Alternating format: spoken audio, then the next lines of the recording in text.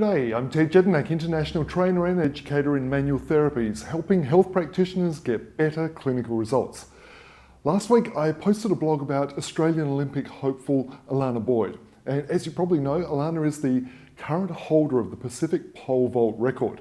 She recently sprained her ankle in warming up for a competition in Portland, Oregon. In the last blog, I discussed an overlooked physiological phenomenon that happens in 92% of ankle injuries, just like Alana's, and that is talar displacement. The reason why talar displacement is so important is to identify is because it can lead to a lifetime of problems for the patient. Patients themselves might tell you that they've always had weak ankles. Patients might also present with an MSK condition that hasn't fully resolved. Perhaps they've seen a number of practitioners before consulting with you. If you, as a practitioner, don't address the talar displacement, then I can tell you, you're going to have a percentage of your patients get better but not best, no matter what treatment you provide. Conditions like plantar heel pain, Achilles tendonitis, Morton's neuromas, ankle equinus, knee and hip conditions, they've all been demonstrated to be associated with ankle dysfunction. Talar displacements is one of the primary causes of ankle dysfunction. You know, I was unaware of this problem of talar displacement for the first 15 years of my professional life. And that's because it wasn't included in my university training.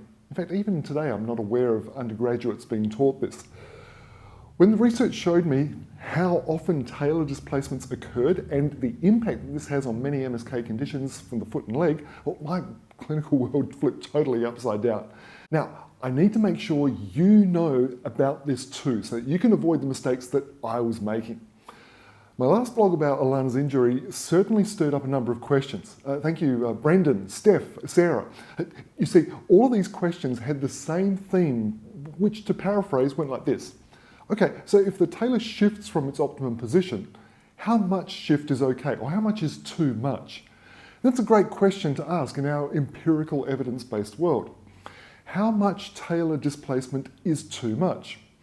You know, it'd be great if I could put a single number on it and say categorically that this much is too much. And it'd be even great if I could tell you that this was true for every patient you saw.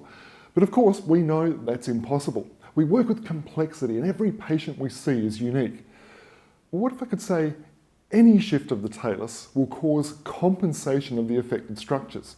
In fact, any shift cannot not cause compensation.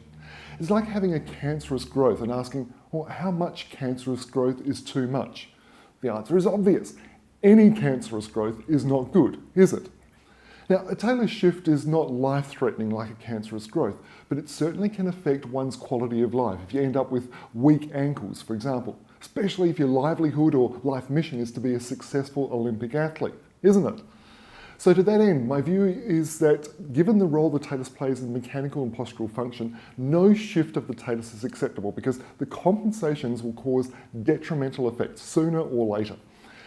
And if that's preventable, it's my responsibility as a health practitioner to ensure my client's quality of life can be as high as I can make it.